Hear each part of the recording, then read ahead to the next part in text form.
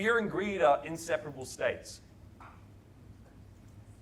Anytime you've had a fear, you will see the thing you're fearing is the loss of that which you're greedy over.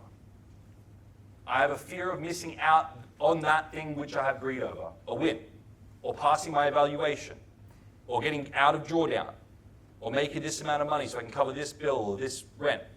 So the fear is inseparable from the greed, like we were talking about before. If you have a fear in your trading, you will see that it's directly correlated with something you're greedy over. You cannot separate fear and greed, they're inseparable.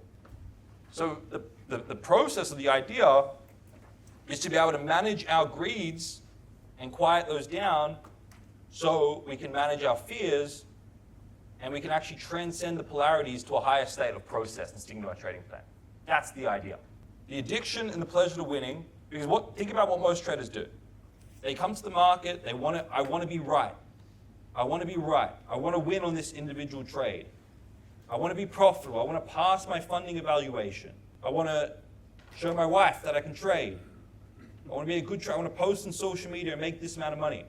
And we attach in the virtual market in our mind these greeds and these pleasurable expectations to the individual outcome of that trade. And can you see that in that moment, you're not actually trading the market, you're imposing your own fantasies and ideas onto the market, you're trading the virtual market you've created in your mind. You're trying to seek after the pleasures you've conjured up in your own mind and you're projecting onto the market.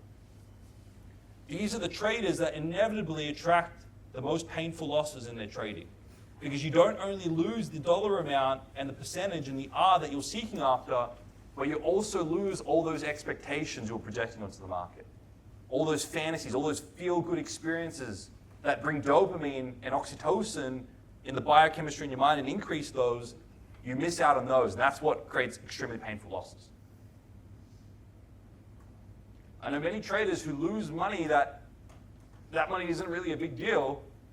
So what's that extra stuff they're putting onto the outcome of that trade that they're actually pained by losing? That's a really interesting question to ask yourself. Why is this loss so painful to me? What's it bringing up? What's it resurfacing?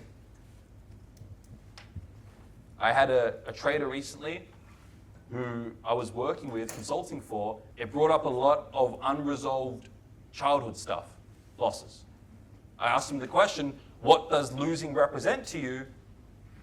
And it popped up. It wasn't only the dollar amount or the percentage or the R that he perceived to have lost, but it was all that unresolved childhood stuff that was associated to losing, and that's actually what resurfaced. So whenever he had a trading loss, he wasn't only experiencing the loss of the dollar amount or the percentage, but he was also reliving all those things that were unresolved. So sometimes losing represents more than just losing in that moment. And sometimes winning represents more than just winning in that moment.